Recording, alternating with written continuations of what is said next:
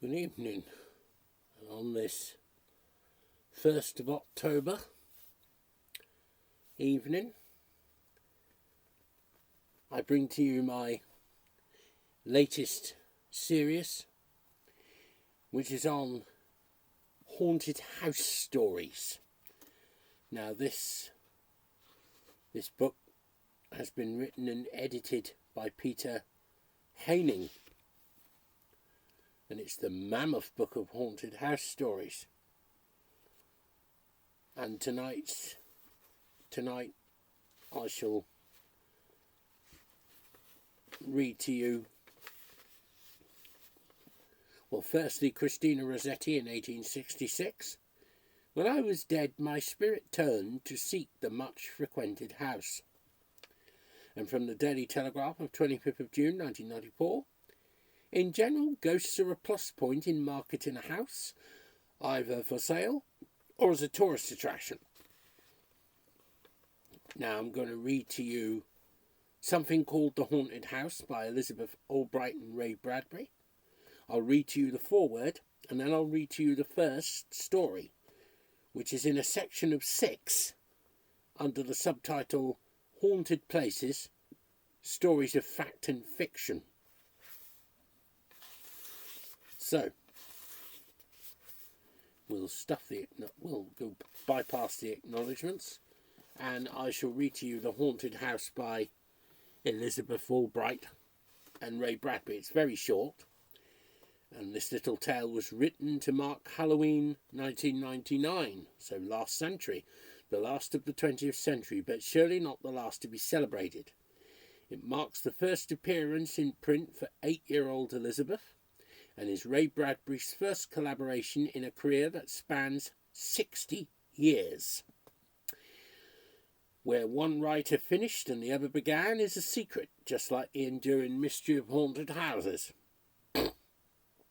Once there was a haunted house where ghosts and goblins lived. Also the headless horseman, Ichabod's ghost, and eerie jack-o'-lanterns.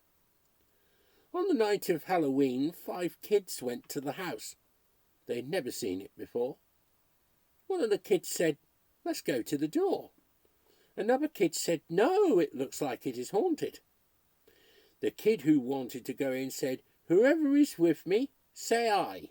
No one said aye, because they were all scared. The brave kid said, "Fine, I'll go by myself." So he went to the door. It opened slowly, but no one was there. "I'm here," said a voice, "but you can't see me." "Who are you?" the kids cried. "I am the man from that famous poem. Last night I saw upon the stair a little man who wasn't there. He wasn't there again today. My gosh, I wish he'd go away." "So you were never here?" the kids cried.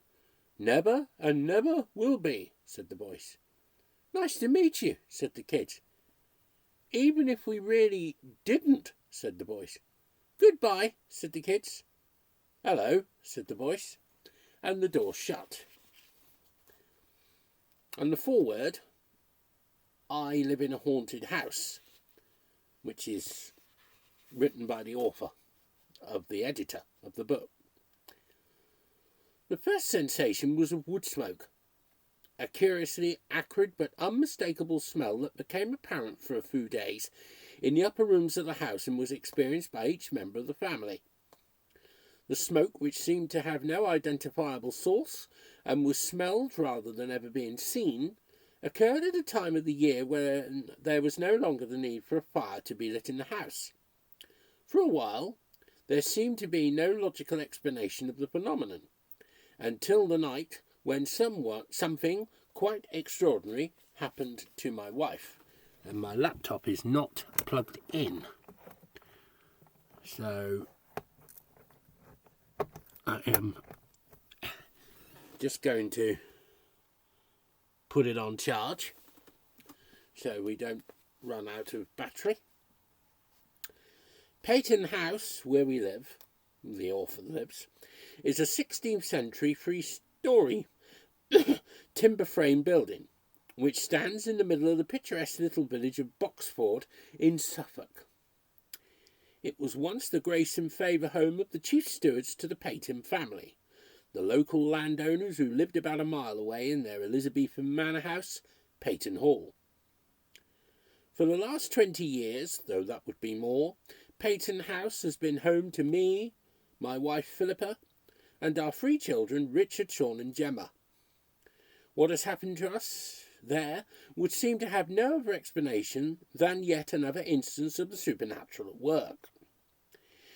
We had been living in the house for a while before we became fully aware of the manifestation that is repeated each year.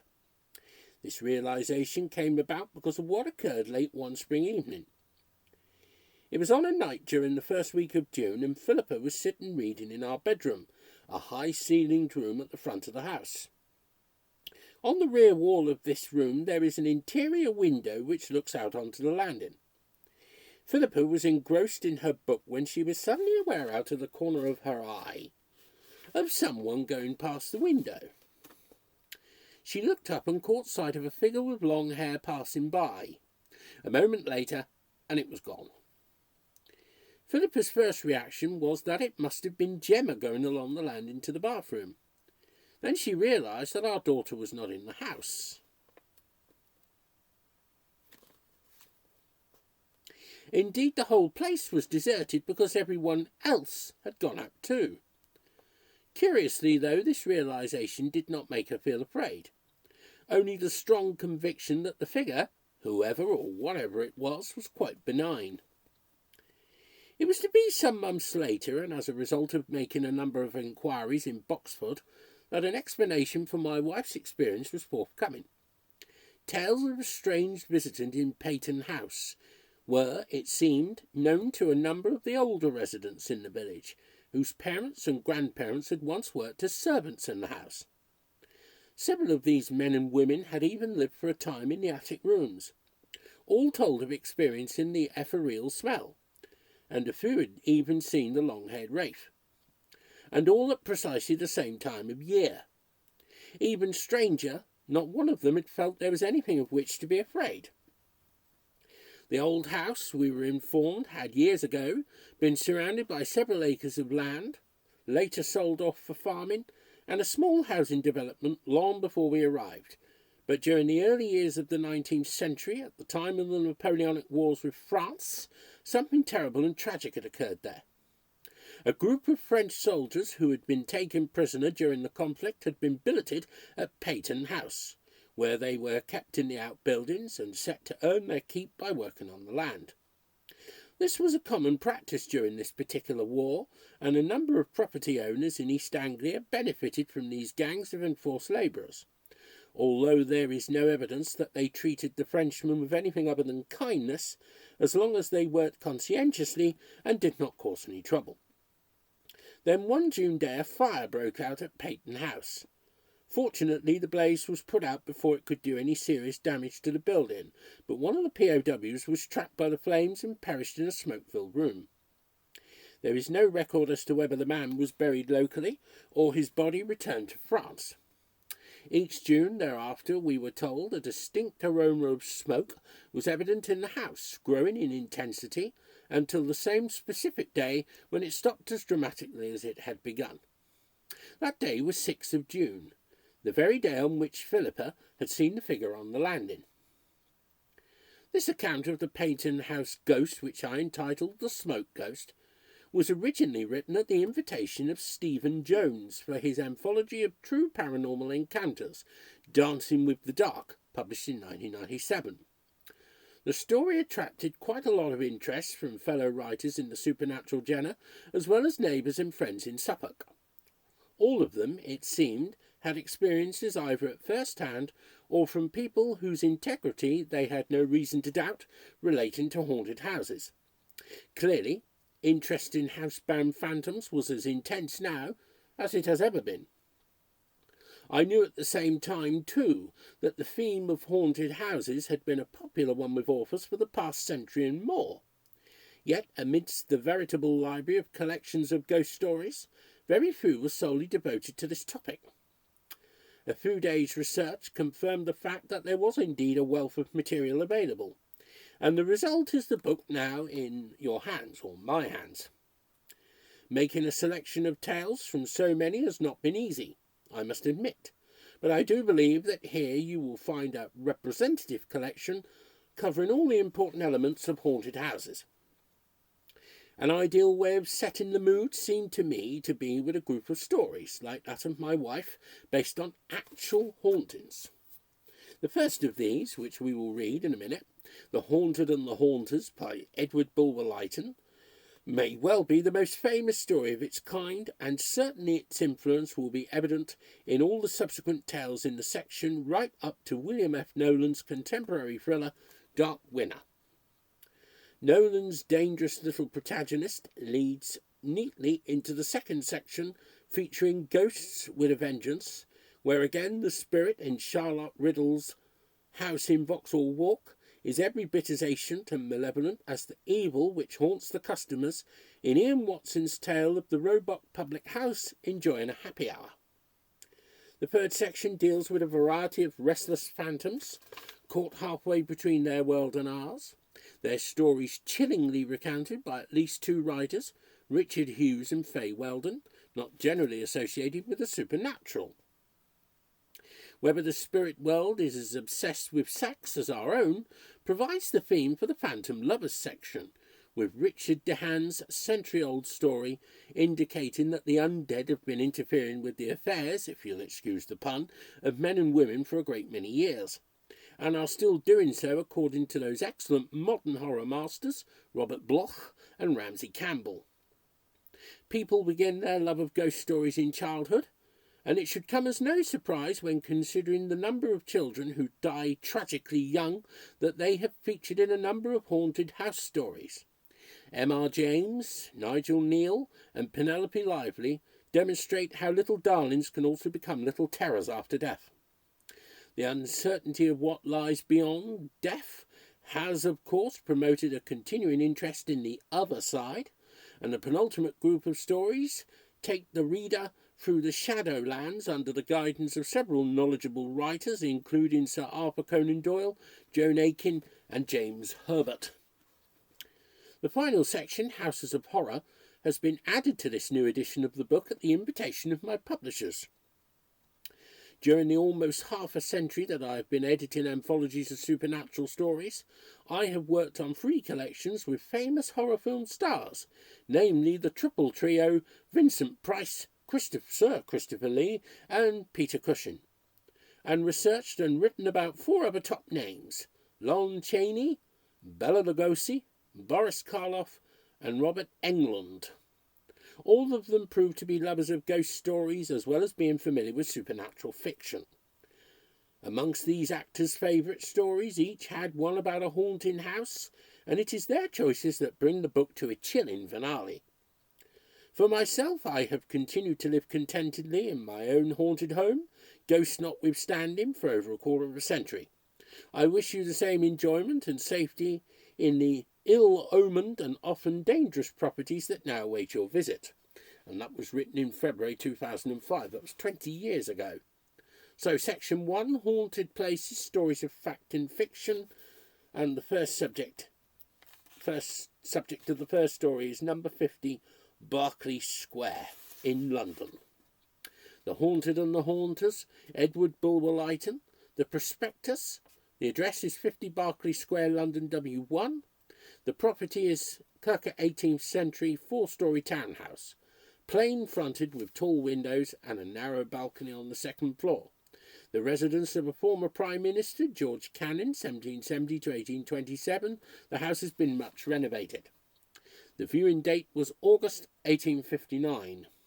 The agent, don't know why he's called an agent, Edward Bulwer-Lytton, 1803 to 1873, was born in London, and despite his noble birth was forced to earn his living as a writer until he inherited the title of Lord Lytton in 1866. In the interim, he had become popular with readers for his historical novels, notably The Last Days of Pompeii, 1834, and a number of stories of the occult and supernatural. Highly regarded amongst these are his novel A Strange Story, 1861, and short stories Glenallan and The Haunted and the Haunters, described by H.P. Lovecraft as one of the best short haunted house tales ever written. It is based on reports Lytton had heard about a building in the heart of London's Mayfair, and effectively launched the genre of haunted house stories. A friend of mine, who is a man of letters and a philosopher, said to me one day, as if between jest and earnest, "Fancy! Since we last met, I have discovered a haunted house in the midst of London." "Really? Haunted? And by what? Ghosts?" "Well, I can't answer that question. All I know is this. 6 weeks ago, my wife and I were in search of a furnished apartment. Passing a quiet street, we saw on the window of one of the houses a bill, "Apartments, furnished." The situation suited us. We entered the house, liked the rooms, engaged them by the week, and left them the third day. No power on earth could have reconciled my wife to stay longer, and I don't wonder at it. "What did you see?" "Excuse me, I have no desire to be ridiculed as a superstitious dreamer, nor on the other hand could I ask you to accept on my affirmation what you would hold to be incredible without the evidence of your own senses. Let me only say this. It was not so much what we saw or heard, in which you might fairly suppose that we were the dupes of our own excited fancy, or the victims of imposture in others, that drove us away, as it was an undefinable terror which seized both of us whenever we passed by the door of a certain unfurnished room in which we neither saw nor heard anything.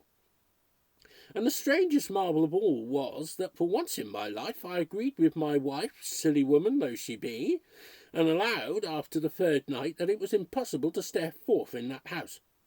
Accordingly, on the fourth morning, I summoned the woman who kept the house and attended on us, and told her that the rooms did not quite suit us, and we would not stay out our week. She said dryly, "I know why. You have stayed longer than any other lodger. Few ever stayed a second night, none before you a third, but I take it they have been very kind to you." "They? Who?" I asked, affecting to smile. "Why, they who haunt the house, whoever they are. I don't mind them. I remember them many years ago when I lived in this house, not as a servant, but I know they will be the death of me some day. I don't care. I'm old and must die soon anyhow, and then I shall be with them, and in this house still." The woman spoke with so dreary a calmness that really it was a sort of awe that prevented my conversing with her further. I paid for my week, and too happy were my wife and I to get off so cheaply. "You excite my curiosity," said I. "Nothing I should like better than to sleep in a haunted house. Pray give me the address of the one which you left so ignominiously." My friend gave me the address, and when we parted, I walked straight towards the house thus indicated. It is situated on the north side of Oxford Street, in a dull but respectable thoroughfare.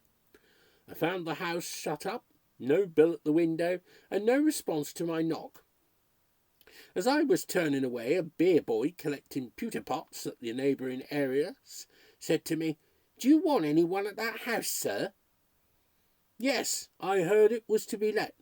"Let? Why, the woman who kept it is dead, has been dead these 3 weeks, and no one can be found to stay there, though Mr. J. offered ever so much. He offered mother, who chars for him, £1 a week just to open and shut the windows, and she would not." "Would not? And why?" "The house is haunted, and the old woman who kept it was found dead in her bed with her eyes wide open. They say the devil strangled her." "Pooh! You speak of Mr. J. Isn't he the owner of the house?" "Yes." "Where does he live?" "In G Street. No, number so-and-so." "What is he? In any business?" "No, sir, nothing particular. A single gentleman." I gave the potboy the gratuity earned by his liberal information, and proceeded to Mr. J. in G Street, which was close by the street that boasted the haunted house. I was lucky enough to find Mr. J. at home, an elderly man with intelligent countenance and prepossessing manners. I communicated my name and my business frankly. I said I heard the house was considered to be haunted, that I had a strong desire to examine a house of so equivocal a reputation, that I should be greatly obliged if he would allow me to hire it, though only for a night. I was willing to pay for that privilege whatever he might be inclined to ask. Sir, said Mr. J. with great courtesy, the house is at your service, for as short or as long a time as you please. Rent is out of the question. The obligation will be on my side should you be able to discover the cause of the strange phenomena which at present deprive it of all value. I cannot let it, for I cannot even get a servant to keep it in order or answer the door. Unluckily the house is haunted, if I may use that expression, not only by night but by day, though at night the disturbances are of a more unpleasant and sometimes of a more alarming character. The poor old woman who died in it 3 weeks ago was a pauper whom I took out of a workhouse, for in her childhood she had been known to some of my family and had once been in such good circumstances that she had rented that house of my uncle. She was a woman of superior education and strong mind, and was the only person I could ever induce to remain in the house. Indeed, since her death, which was sudden, and the coroner's inquest, which gave it a notoriety in the neighbourhood, I have so despaired of finding any person to take charge of the house, much more a tenant, that I would willingly let it rent-free for a year to anyone who would pay its rates and taxes. How long is it since the house acquired this sinister character? That I can scarcely tell you, but very many years since. The old woman I spoke of said it was haunted when she rented it between 30 and 40 years ago. The fact is that my life has been spent in the East Indies and in the civil service of the company. I returned to England last year on inheriting the fortune of an uncle, among whose possessions was the house in question. I found it shut up and uninhabited. I was told that it was haunted, that no one would inhabit it. I smiled at what seemed to me so idle a story. I spent some time in repairing it, added to its old-fashioned furniture a few modern articles, advertised it, and obtained a lodger for a year.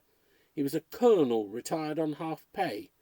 He came in with his family, a son and a daughter, and 4 or 5 servants. They all left the house the next day, and although each of them declared that he had seen something different from that which had scared the others, a something still was equally terrible to all. I really could not in conscience sue nor even blame the colonel for breach of agreement. Then I put in the old woman I have spoken of, and she was empowered to let the house in apartments. I never had one lodger who stayed more than 3 days. I do not tell you their stories. To no 2 lodgers have there been exactly the same phenomena repeated. It is better that you should judge for yourself than enter the house with an imagination influenced by previous narratives. Only be prepared to see and to hear something or other, and take whatever precautions you yourself please. Have you never had a curiosity yourself to pass a night in that house? Yes, I passed not a night, but 3 hours in broad daylight alone in that house. My curiosity is not satisfied, but it is quenched. I have no desire to renew the experiment. You cannot complain, you see, sir, that I am not sufficiently candid, and unless your interest be exceedingly eager, and your nerves unusually strong, I honestly add that I advise you not to pass a night in that house. My interest is exceedingly keen, said I, and though only a coward will boast of his nerves in situations wholly unfamiliar to him, yet my nerves have been seasoned in such variety of danger that I have the right to rely on them, even in a haunted house. Mr. J. said very little more. He took the keys of the house out of his bureau, gave them to me, and thanking him cordially for his frankness and his urbane concession to my wish, I carried off my prize. Impatient for the experiment, as soon as I reached home, I summoned my confidential servant, a young man of gay spirits, fearless temper, and as free from superstitious prejudices as anyone I could think of. F, said I, you remember in Germany how disappointed we were at not finding a ghost in that old castle, which was said to be haunted by a headless apparition? Well, I have heard of a house in London which, I have reason to hope, is decidedly haunted. I mean to sleep there tonight. From what I hear, there is no doubt that something will allow itself to be seen or to be heard. Something, perhaps, excessively horrible. Do you think if I take you with me, I may rely on your presence of mind, whatever may happen? Oh, sir, pray trust me, answered F, grinning with delight. Very well. Then here are the keys of the house. This is the address. Go now, select for me any bedroom you please, and since the house has not been inhabited for weeks, make up a good fire, air the bed well, see, of course, that there are candles as well as fuel.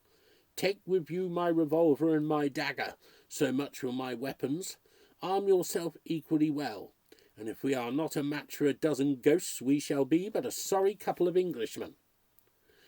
I was engaged for the rest of the day on business so urgent that I had not leisure to think much on the nocturnal adventure to which I plighted my honour. I dined alone and very late, and while dining, read, as is my habit. I selected one of the volumes of Macaulay's essays. I thought to myself that I would take the book with me. There was so much of the healthfulness in the style and practical life in the subjects that it would serve as an antidote against the influence of superstitious fancy. Accordingly, about 9:30, I put the book into my pocket and strolled leisurely towards the haunted house. I took with me a favourite dog, an exceedingly sharp, bold and vigilant bull terrier, a dog fond of prowling about strange ghostly corners and passages at night in search of rats, a dog of dogs for a ghost. It was a summer night, but chilly, the sky somewhat gloomy and overcast. Still there was a moon, faint and sickly, but still a moon, and if the clouds permitted, after midnight it would be brighter. I reached the house, knocked, and my servant opened with a cheerful smile. "All right, sir, and very comfortable." "Oh," said I, rather disappointed, "have you not seen nor heard anything remarkable?" "Well, sir, I must own I have heard something queer." "What? What?" "The sound of feet pattering behind me, and once or twice small noises like whispers close at my ear, nothing more." "You are not at all frightened?" "I? Not a bit of it, sir." And the man's bold look reassured me on one point, namely, that, happen what might, he would not desert me. We were in the hall, the street door closed, and my attention was now drawn to my dog. He had at first run in eagerly enough, but had sneaked back to the door and was scratching and whining to get out. After patting him on the head and encouraging him gently, the dog seemed to reconcile himself to the situation and followed me and F through the house, but keeping close at my heels instead of hurrying inquisitively in advance, which was his usual and normal habit in all strange places. We first visited the subterranean apartments, the kitchen and other offices, and especially the cellars, in which last there were 2 or 3 bottles of wine still left in a bin, covered with cobwebs, and evidently by their appearance undisturbed for many years. It was clear that the ghosts were not wine-bibbers. For the rest, we discovered nothing of interest. There was a gloomy little backyard and very high walls. The stones of this yard were very damp, and what with the damp and what with the dust and smoke grime on the pavement, our feet left a slight impression where we passed. And now appeared the first strange phenomenon witnessed by myself in this strange abode. I saw just before me the print of a foot suddenly form itself, as it were. I stopped, caught hold of my servant, and pointed to it. In advance of that footprint has suddenly dropped another. We both saw it. I advanced quickly to the place. The footprint kept advancing before me. A small footprint, the foot of a child. The impression was too faint thoroughly to distinguish the shape, but it seemed to us both that it was the print of a naked foot. This phenomenon ceased when we arrived at the opposite wall, nor did it repeat itself on returning. We remounted the stairs and entered the rooms on the ground floor, a dining parlour, a small black back parlour, and a still smaller third room that had been probably appropriated to a footman, all still as death. We then visited the drawing-rooms, which seemed fresh and new. In the front room I seated myself in an armchair. F placed on the table the candlestick with which he had lighted us. I told him to shut the door. As he turned to do so, a chair opposite to me moved from the wall quickly and noiselessly, and dropped itself about a yard from my own chair immediately fronting it. "Why, this is better than the turning tables," said I, with a half laugh, and as I laughed my dog put back his head and howled. F, coming back, had not observed the movement of the chair. He employed himself now in stilling the dog. I continued to gaze on the chair, and fancied I saw on it a pale blue misty outline of a human figure, but an outline so indistinct that I could only distrust my own vision. The dog now was quiet. "Put back that chair opposite me," said I to F. "Put it back to the wall." F obeyed. "Was that you, sir?" said he, turning abruptly. "I? What?" "Why, something struck me. I felt it sharply on the shoulder. Just here." "No," said I, "but we have jugglers present, and though we may not discover their tricks, we shall catch them before they frighten us." We did not stay long in the drawing-rooms. In fact, they felt so damp and so chilly that I was glad to get to the fire upstairs. We locked the doors of the drawing-rooms, a precaution which I should observe we had taken with all the rooms we had searched below. The bedroom my servant had selected for me was the best on the floor, a large one with 2 windows fronting the street. The 4-posted bed, which took up no inconsiderable space, was opposite to the fire, which burnt clear and bright. A door in the wall to the left, between the bed and the window, communicated with the room which my servant appropriated to himself. This last was a small room with a sofa bed, and had no communication with the landing place. No other door but that which conducted to the bedroom I was to occupy. On either side of my fireplace was a cupboard without locks, flush with the wall, and covered with the same dull brown paper. We examined these cupboards. Only hooks to suspend female dresses, nothing else. We sounded the walls, evidently solid, the outer walls of the building. Having finished the survey of these apartments, warmed myself a few moments, and lighted my cigar, I then, still accompanied by F, went forth to complete my reconnoitre. In the landing place there was another door. It was closed firmly. "Sir," said my servant in surprise, "I unlocked this door with all the others when I first came. It cannot have got locked from the inside, for—" Before he had finished his sentence, the door, which neither of us then was touching, opened quietly of itself. We looked at each other a single instant. The same thought seized both. Some human agency might be detected here. I rushed in first, my servant followed. A small, blank, dreary room without furniture. Few empty boxes and hampers in a corner. A small window, the shutters closed, not even a fireplace.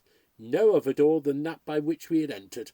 No carpet on the floor, and the floor seemed very old, uneven, worm-eaten, mended here and there, as was shown by the whiter patches on the wood, but no living being, and no visible place in which a living being could have hidden. As we stood gazing round, the door by which we had entered closed as quietly as it had before opened. We were imprisoned. For the first time I felt a creep of undefinable horror. Not so my servant. "Why, they don't think to trap us, sir. I could break the trumpery door with a kick of my foot." "Try first if it will open to your hand," said I, shaking off the vague apprehension that had seized me, "while I unclose the shutters and see what is without." I unbarred the shutters. The window looked on the little backyard I have before described. There was no ledge without, nothing to break the sheer descent of the wall. No man getting out of that window would have found any footing till he had fallen on the stones below. F, meanwhile, was vainly attempting to open the door. He now turned round to me and asked my permission to use force. And I should here state, in justice to the servant, that far from evincing any superstitious terrors, his nerve, composure, and even gaiety amidst circumstances so extraordinary, compelled my admiration, and made me congratulate myself on having secured a companion in every way fitted to the occasion. I willingly gave him the permission he required, but though he was a remarkably strong man, his force was as idle as his milder efforts. The door did not even shake to his stoutest kick. Breathless and panting, he desisted. I then tried the door myself, equally in vain. As I ceased from the effort, again that creep of horror came over me, but this time it was more cold and stubborn. I felt as if some strange and ghastly exhalation were rising up from the chinks of that rugged floor, and filling the atmosphere with a venomous influence hostile to human life. The door now very slowly and quietly opened as of its own accord. We precipitated ourselves into the landing place. We both saw a large pale light, as large as the human figure, but shapeless and unsubstantial, move before us, and ascend the stairs that led from the landing into the attics. I followed the light, and my servant followed me. It entered to the right of the landing, a small garret, of which the door stood open. I entered in the same instant. The light then collapsed into a small globule, exceedingly brilliant and vivid, rested a moment on a bed in the corner, quivered, and vanished. We approached the bed and examined it. A half-tester, such as is commonly found in attics devoted to servants. On the drawers that stood near it we perceived an old faded silk kerchief, with the needles still left in a rent half repaired. The kerchief was covered with dust. Probably it had belonged to the old woman who had last died in that house, and this might have been her sleeping room. I had sufficient curiosity to open the drawers. There were a few odds and ends of female dress, and 2 letters tied round with a narrow ribbon of faded yellow. I took the liberty to possess myself of the letters. We found nothing else in the room worth noticing, nor did the light reappear, but we distinctly heard, as we turned to go, a pattering footfall on the floor, just before us. We went through the other attics, in all 4, the footfall still preceding us. Nothing to be seen, nothing but the footfall heard. I had the letters in my hand. Just as I was descending the stairs, I distinctly felt my wrist seized, and a faint soft effort made to draw the letters from my clasp. I only held them the more tightly, and the effort ceased. We regained the bedchamber appropriated to myself, and I then remarked that my dog had not followed us when we had left it. He was thrusting himself close to the fire and trembling. I was impatient to examine the letters, and while I read them, my servant opened a little box in which he had deposited the weapons I had ordered him to bring, took them out, placed them on a table close at my bedhead, and then occupied himself in soothing the dog, who, however, seemed to heed him very little. The letters were short. They were dated, the dates exactly 35 years ago. They were evidently from a lover to his mistress, or a husband to some young wife. Not only the terms of expression, but a distinct reference to a former voyage, indicated the writer to have been a seafarer. The spelling and handwriting were those of a man imperfectly educated, but still the language itself was forcible. In the expressions of endearment there was a kind of rough, wild love, but here and there were dark and unintelligible hints at some secret not of love, some secret that seemed of crime. "We ought to love each other," was one of the sentences I remember, for how every one else would execrate us if all was known. Again, "Don't let any one be in the same room with you at night. You talk in your sleep." And again, "What's done can't be undone, and I tell you there's nothing against us unless the dead could come to life." Here there was underlined in a better handwriting, a female's, "They do." At the end of the letter, latest in date, the same female hand had written these words, "Lost at sea the 4th of June, the same day as." I put down the letters and began to muse over their contents. Fearing, however, that the train of thought into which I fell might unsteady my nerves, I fully determined to keep my mind in a fit state to cope with whatever of marvellous the advancing night might bring forth. I roused myself, laid the letters on the table, stirred up the fire, which was still bright and cheering, and opened my volume of Macaulay. I read quietly enough till about 11:30. I then threw myself dressed upon the bed, and told my servant he might retire to his own room. I'm just checking to see how long this is. We are now on page 20, and we've got another 17 pages to go.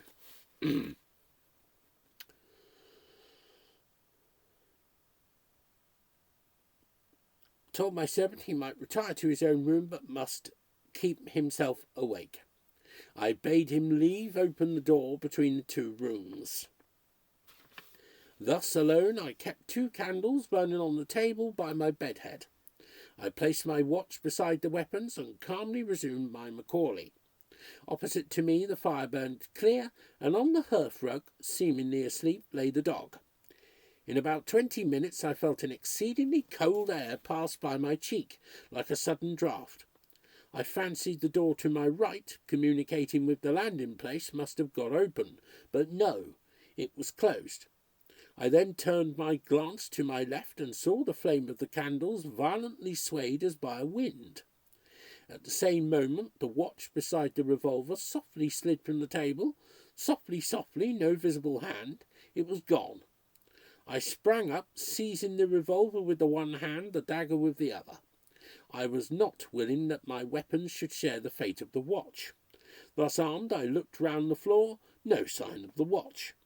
3 slow, loud, distinct knocks were now heard at the bedhead. My servant called out, "Is that you, sir?" "No. Be on your guard." The dog now roused himself and sat on his haunches, his ears moving quickly backwards and forwards. He kept his eyes fixed on me with a look so strange that he concentrated all my attention on himself. Slowly he rose up, all his hair bristling, and stood perfectly rigid, and with the same wild stare. I had no time, however, to examine the dog. Presently my servant emerged from his room, and if ever I saw horror in the human face, it was then. I should not have recognised him had we met in the street, so altered was every lineament. He passed by me quickly, saying in a whisper that seemed scarcely to come from his lips, "Run, run, it is after me." He gained the door to the landing, pulled it open, and rushed forth. I followed him into the landing involuntarily, calling him to stop, but without heeding me, he bounded down the stairs, clinging to the balusters, and taking several steps at a time. I heard, where I stood, the street door open, heard it again clap to. I was left alone in the haunted house. It was but for a moment that I remained undecided whether or not to follow my servant. Pride and curiosity alike forbade so dastardly a flight. I re-entered my room, closing the door after me, and proceeded cautiously into the interior chamber. I encountered nothing to justify my servant's terror. I again carefully examined the walls to see if there were any concealed door. I could find no trace of one, not even a seam in the dull brown paper with which the room was hung. How then had the thing, whatever it was which had so scared him, obtained ingress except from my own chamber?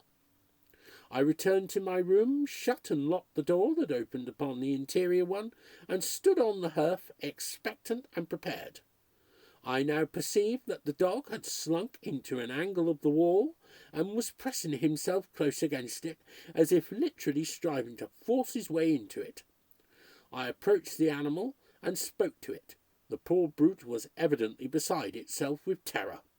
It showed all its teeth, the slaver dropping from its jaws, and would certainly have bitten me if I had touched it. It did not seem to recognise me. Whoever has seen at the zoological gardens a rabbit fascinated by a serpent, cowering in a corner, may form some idea of the anguish which the dog exhibited. Finding all efforts to soothe the animal in vain, and fearing that his bite might be as venomous in that state as in the madness of hydrophobia, I left him alone, placed my weapons on the table beside the fire, seated myself, and recommenced my Macaulay. Perhaps in order not to appear seeking credit for a courage, or rather a coolness, which the reader may conceive I exaggerate, I may be pardoned if I pause to indulge in one or two egotistical remarks. As I hold presence of mind, or what is called courage, to be precisely proportioned to familiarity with the circumstances that lead to it, so I should say that I had been long sufficiently familiar with all experiments that appertain to the marvellous. I had witnessed many very extraordinary phenomena in various parts of the world, phenomena that would be either totally disbelieved if I stated them, or ascribed to supernatural agencies. Now, my theory is that the supernatural is the impossible, and that what is called supernatural is only a something in the laws of nature of which we have been hitherto ignorant. Therefore, if a ghost rise before me, I have not the right to say, "So then, the supernatural is possible," but rather, "So then, the apparition of a ghost is contrary to received opinion within the laws of nature, that is, not supernatural."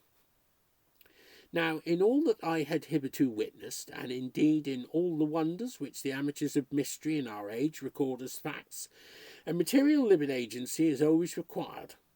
On the continent you will find still magicians who assert that they can raise spirits. Assume for the moment that they assert truly, still the living material form of the magician is present, and he is the material agency by which, from some constitutional peculiarities, certain strange phenomena are represented to your natural senses.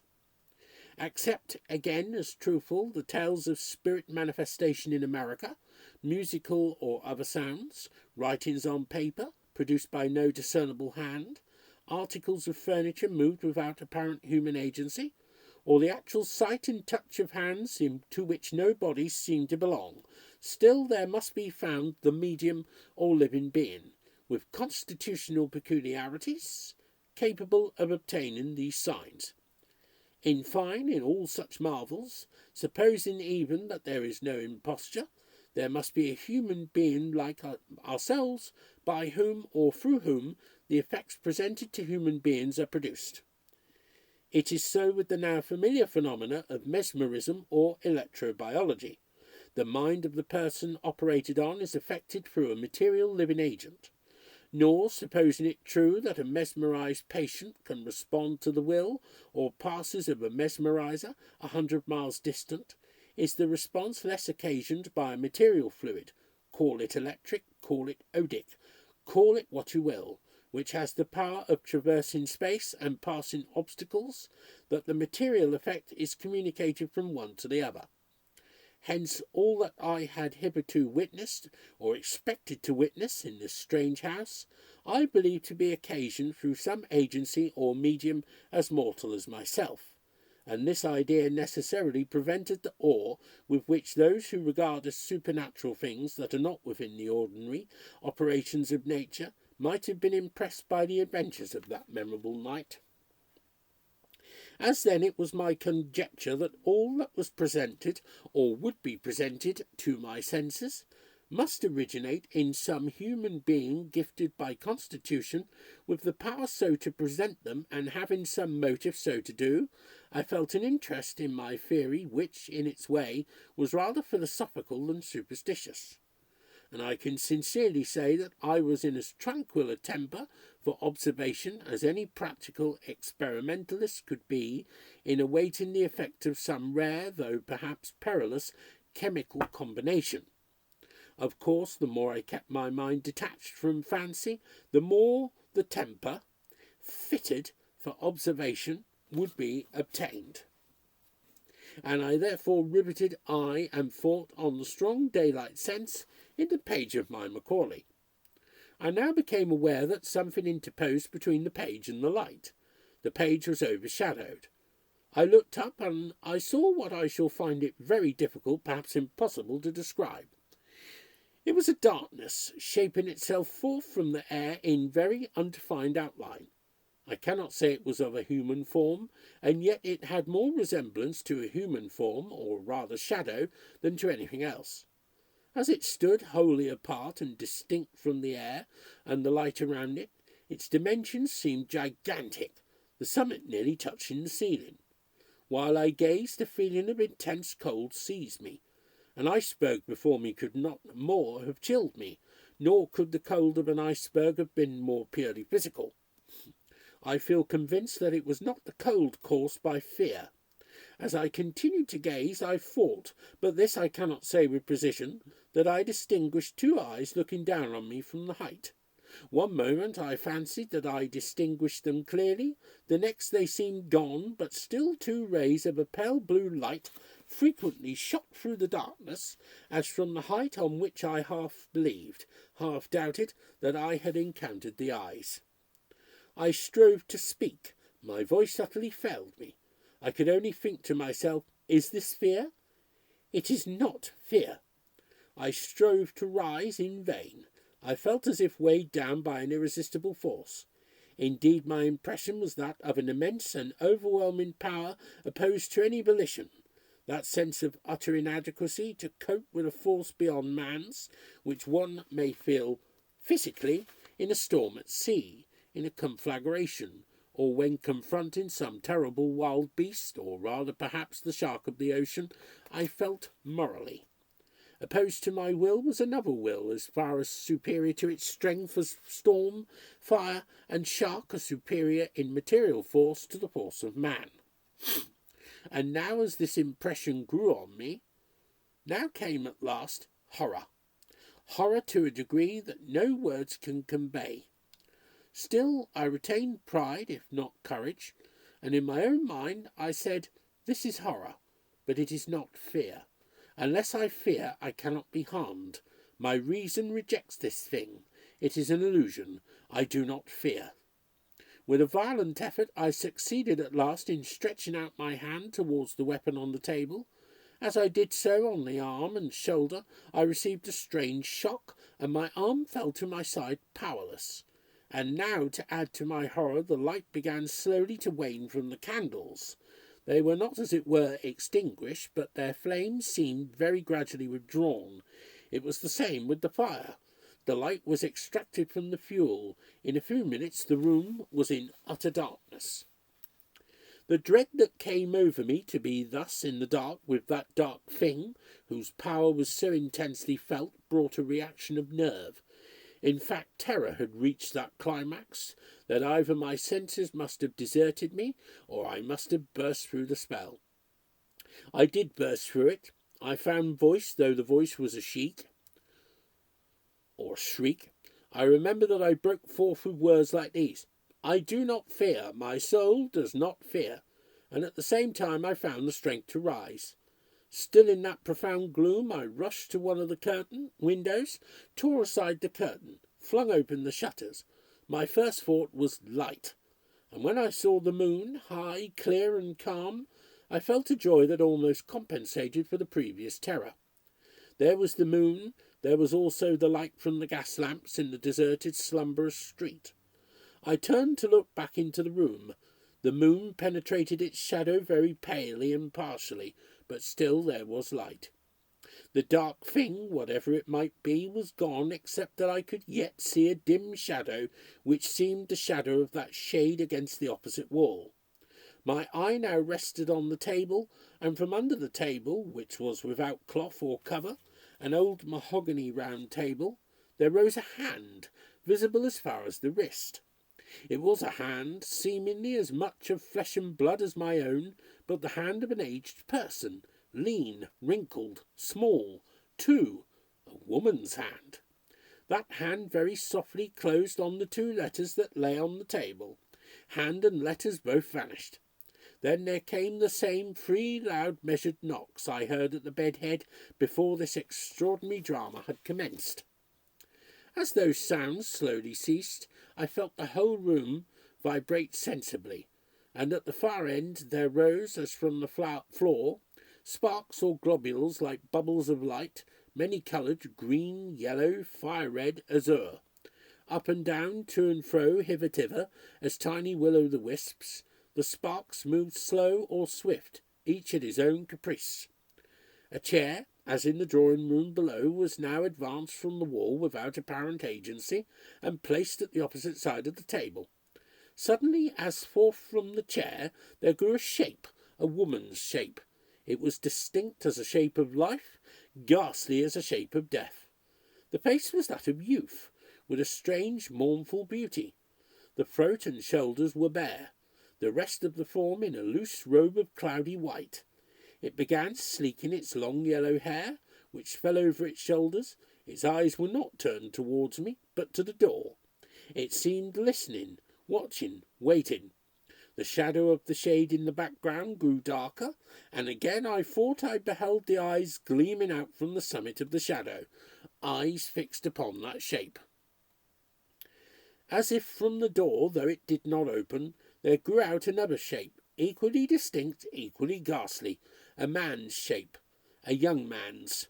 It was in the dress of the last century, or rather in a likeness of such dress, for both the male shape and the female, though defined, were evidently of substantial, impalpable simulacra, phantasms.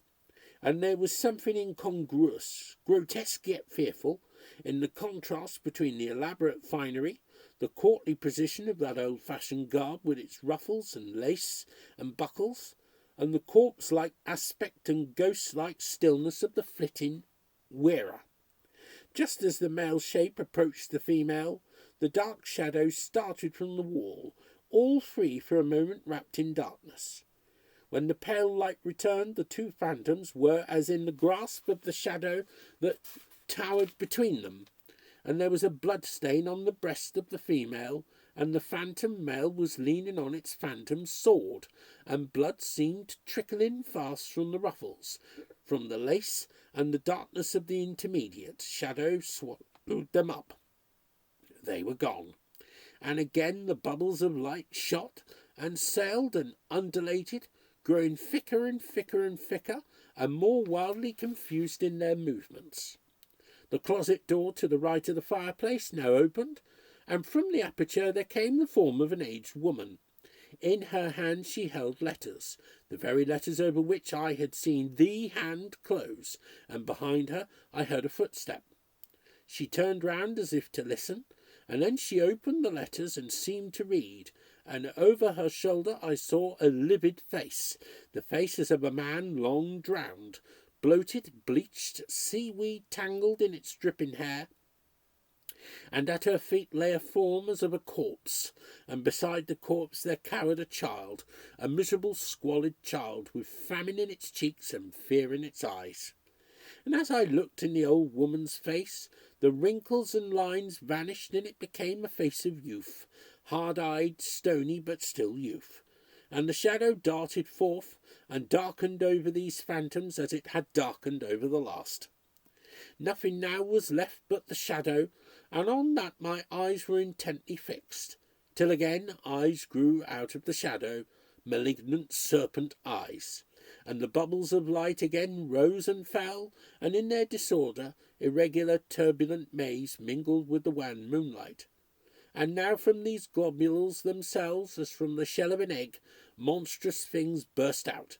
The air grew filled with them. Larvae so bloodless and so hideous that I can in no way describe them except to remind the reader of the swarming life which the solar microscope brings before his eyes in a drop of water. Things transparent, supple, agile, chasing each other, devouring each other, forms like naught ever beheld by the naked eye. As the shapes were without symmetry, so their movements were without order. In their very vagrancies there was no sport. They came round me and round, thicker and faster and swifter, swarming over my head, crawling over my right arm, which was outstretched in involuntary command against all evil beings. Sometimes I felt myself touched, but not by them. Invisible hands touched me. Once I felt the clutches of cold, soft fingers at my throat. I was still equally conscious that if I gave way to fear I should be in bodily peril, and I concentrated all my faculties in the single focus of resisting stubborn will, and I turned my sight from the shadow, above all from those strange serpent eyes, eyes that had now become distinctly visible. For there, though in naught else round me, I was aware that there was a will, and a will of intense, creative work in the evil which might crush down my own. The pale atmosphere in the room began now to redden as if in the air of some near conflagration. The larvae grew lurid as things that live in fire. Again the room vibrated, again were heard the free measured knocks, and again all things were swallowed up in the darkness of the dark shadow, as if out of that darkness all had come, into that darkness all returned. As the gloom receded, the shadow was wholly gone. Slowly, as it had been withdrawn, the flame grew again into the candles on the table, again into the fuel in the grate. The whole room came once more calmly, healthfully into sight. The 2 doors were still closed, the door communicating with the servants' room still locked. In the corner of the wall into which he had so convulsively niched himself lay the dog. I called to him. No movement. I approached. The animal was dead. His eyes protruded, his tongue out of his mouth, the froth gathered round his jaws. I took him in my arms, I brought him to the fire. I felt acute grief for the loss of my poor favourite, acute self-reproach. I accused myself of his death. I imagined he had died of fright, but what was my surprise on finding that his neck was actually broken? Had this been done in the dark? Must it not have been by a hand human as mine? Must there not have been a human agency all the while in that room? Good cause to suspect it? I cannot tell. I cannot do more than state the fact fairly. The reader may draw his own inference. Another surprising circumstance, my watch was restored to the table from which it had been so mysteriously withdrawn, but it had stopped at the very moment it was so withdrawn, nor, despite all the skill of the watchmaker, has it ever gone since. That is, it will go in a strange erratic way for a few hours and then come to a dead stop. It is worthless.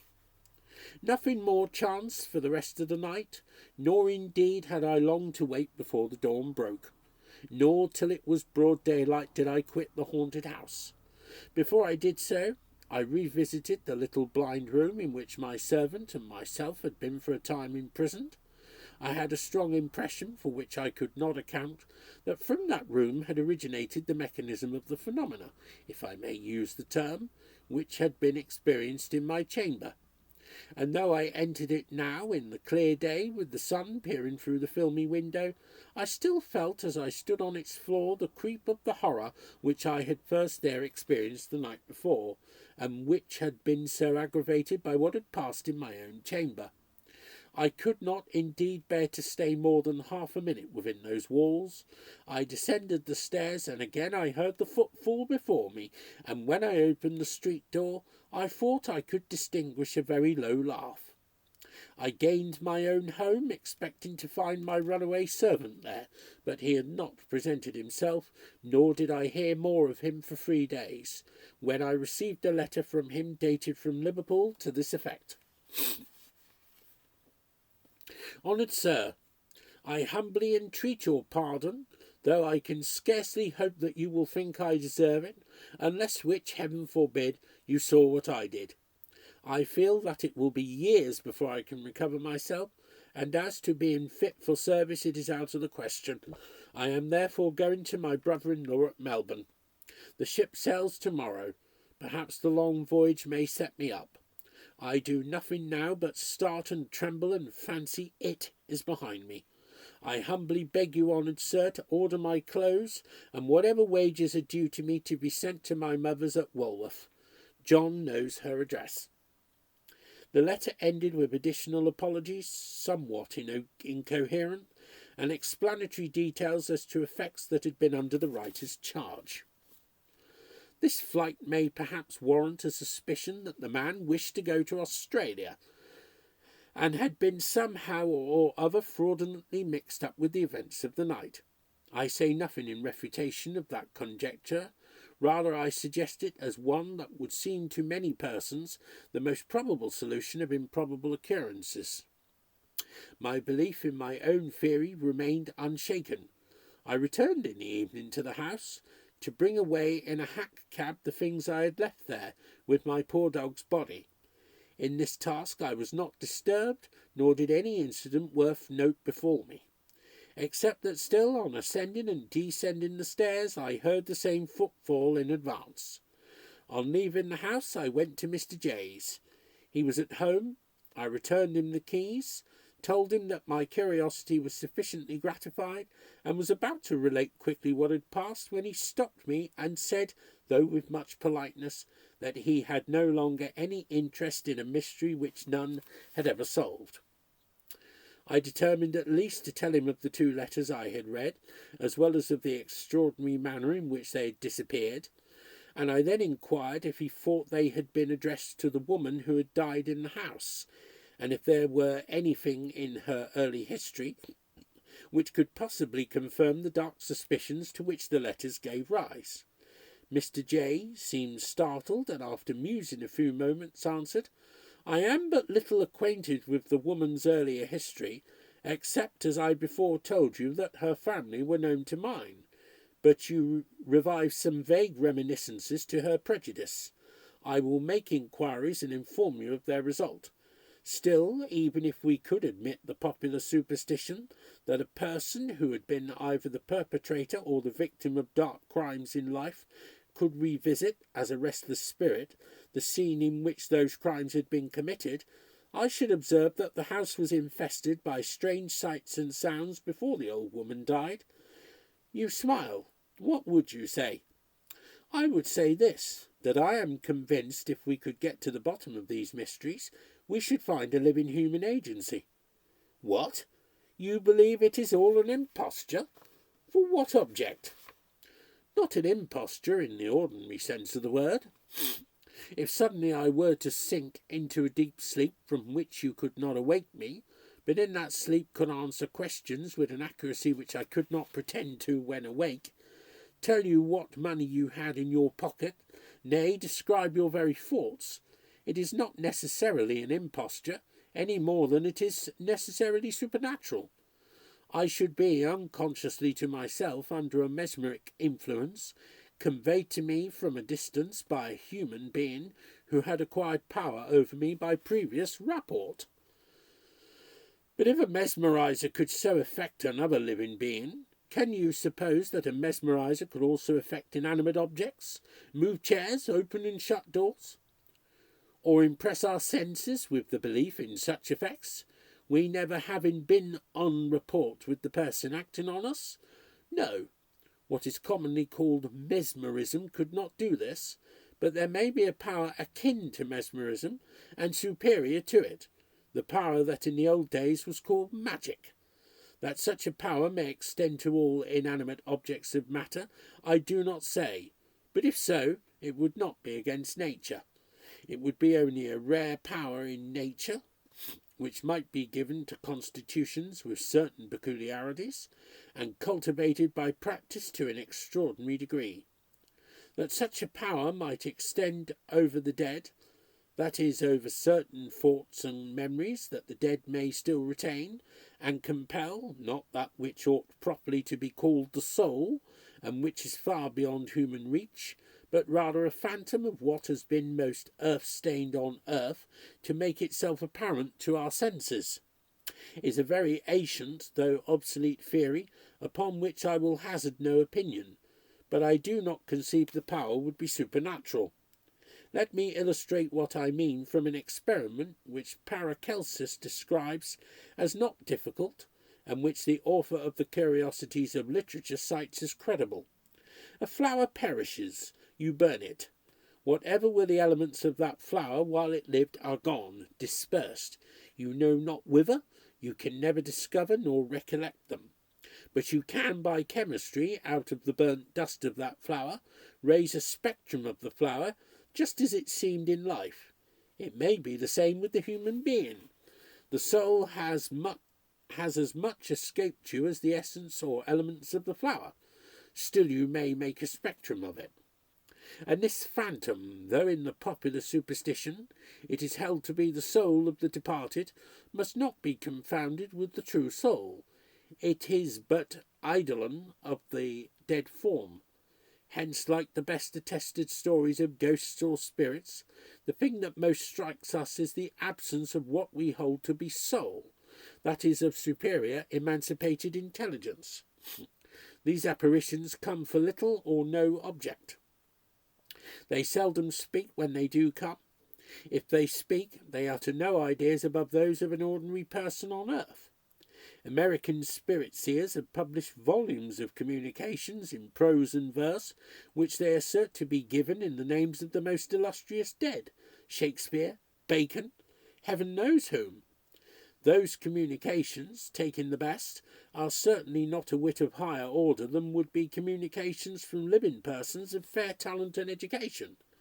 They are wondrously inferior to what Bacon, Shakespeare, and Plato said and wrote when on earth. Nor, what is more noticeable, do they ever contain an idea that was not on the earth before. Wonderful, therefore, as such phenomena may be, granting them to be truthful, I see much that philosophy may question, nothing that it is incumbent on philosophy to deny, that, namely, nothing supernatural. They are but ideas conveyed somehow or other. We have not yet discovered the means from one mortal brain to another. Whether in so doing tables walk of their own accord, or fiend-like shapes appear in a magic circle, or bodiless hands rise and remove material objects, or a thing of darkness, such as presented itself to me, freeze our blood, still am I persuaded that these are but agencies conveyed, as if by electric wires, to my own brain from the brain of another. In some constitutions there is a natural chemistry, and these constitutions may produce chemic wonders. In others a natural fluid, call it electricity, and these may produce electric wonders. But the wonders differ from normal science in this: they are alike objectless, purposeless, puerile, frivolous. They lead on to no grand results, and therefore the world does not heed, and true sages have not cultivated them. But sure I am that of all I saw or heard, a man, human as myself, was the remote originator, and I believe unconsciously to himself as to the exact effects produced for this reason. No two persons, you say, have ever told you that they experienced exactly the same thing. Well, observe, no two persons ever experienced exactly the same dream. If this were an ordinary imposture, the machinery would be arranged for results that would but little vary. If it were a supernatural agency permitted by the Almighty, it would surely be for some definite end. These phenomena belong to neither class. My persuasion is that they originate in some brain now far distant, that brain had no distinct volition in anything that occurred, that what does occur reflects but its devious, motley, ever-shifting, half-formed thoughts. In short, that it has been but the dreams of such a brain put into action and invested with a semi-substance. That this brain is of immense power, that it can set matter into movement, that it is malignant and destructive. I believe some material force must have killed my dog. The same force might, for aught I know, suffice to kill myself, had I been as subjugated by terror as the dog, had my intellect or my spirit given me no countervailing resistance in my will. It killed your dog? That is fearful. Indeed, it is strange that no animal can be induced to stay in that house, not even a cat. Rats and mice are never found in it. The instincts of the brute creation detect influences deadly to their existence. Man's reason has a sense less subtle, because it has a resisting power more supreme. But enough. Do you comprehend my theory? Yes, though imperfectly, and I accept any crochet, pardon the word, however odd, rather than embrace at once the notion of ghosts and hobgoblins we imbibed in our nurseries. Still, to my unfortunate house the evil is the same. What on earth can I do with the house? I will tell you what I would do. I am convinced from my own internal feelings that the small unfurnished room at right angles to the door of the bedroom which I occupied, forms a starting point or receptacle for the influences which haunt the house, and I strongly advise you to have the walls opened, the floor removed, nay, the whole room pulled down. I observe that it is detached from the body of the house, built over the small backyard, and could be removed without injury to the rest of the building. And you think if I did that, you would cut off the telegraph wires? Try it. I am so persuaded that I am right that I will pay half the expense if you will allow me to direct the operations. Nay, I am well able to afford the costs. For the rest, allow me to write to you. About 10 days afterwards I received a letter from Mr. J, telling me that he had visited the house since I had seen him, that he had found the 2 letters I had described, replaced in the drawer from which I had taken them, that he had read them with misgivings like my own, that he had instituted a cautious inquiry about the woman to whom I rightly conjectured they had been written. It seemed that 36 years ago, a year before the date of the letters, she had married, against the wish of her relations, an American of very suspicious character. In fact, he was generally believed to have been a pirate. She herself was the daughter of very respectable tradespeople, and had served in the capacity of nursery governess before her marriage. She had a brother, a widower, who was considered wealthy, and who had 1 child of about 6 years old. A month after the marriage, the body of this brother was found in the Thames near London Bridge. There seemed some marks of violence about his throat, but they were not deemed sufficient to warrant the inquest in any other verdict than that of found drowned. The American and his wife took charge of the little boy, the deceased brother having by his will left his sister the guardian of his only child, and in the event of the child's death the sister inherited. The child died about 6 months afterwards. It was supposed to have been neglected and ill-treated. The neighbours deposed to have heard it shriek at night. The surgeon who had examined it after death said it was emaciated as if from want of nourishment, and the body was covered with livid bruises. It seemed that one winter night the child had sought to escape, crept out into the backyard, tried to scale the wall, fallen back exhausted, and been found at morning on the stones in a dying state. But though there was some evidence of cruelty, there was none of murder, and the aunt and her husband had sought to palliate cruelty by alleging the exceeding stubbornness and perversity of the child, who was declared to be half-witted. Be that as it may, at the orphan's death the aunt inherited her brother's fortune. Before the first wedded year was out, the American quitted England abruptly and never returned to it. He obtained a cruising vessel which was lost in the Atlantic 2 years afterwards. The widow was left in affluence, but reverses of various kinds had befallen her. I think that means widow, actually. A bank broke, an investment failed. She went into a small business and became insolvent. Then she entered into service, sinking lower and lower from housekeeper down to maid of all work, never long retaining a place, though nothing decided against her character was ever alleged. She was considered sober, honest, and peculiarly quiet in her ways. Still nothing prospered with her, and so she had dropped into the workhouse from which Mr. J had taken her, to be placed in charge of the very house which she had rented as mistress in the first year of her wedded life. Mr. J added that he had passed an hour alone in the unfurnished room which I had urged him to destroy, and that his impressions of dread while there were so great, though he had neither heard nor seen anything, that he was eager to have the walls bared and the floors removed as I had suggested. He had engaged persons for the work, and would commence any day I would name. The day was accordingly fixed. I repaired to the haunted house. We went into the blind, dreary room, took up the skirting and then the floors. Under the rafters, covered with rubbish, was found a trap-door quite large enough to admit a man. It was closely nailed down with clamps and rivets of iron. On removing these, we descended into a room below, the existence of which had never been suspected.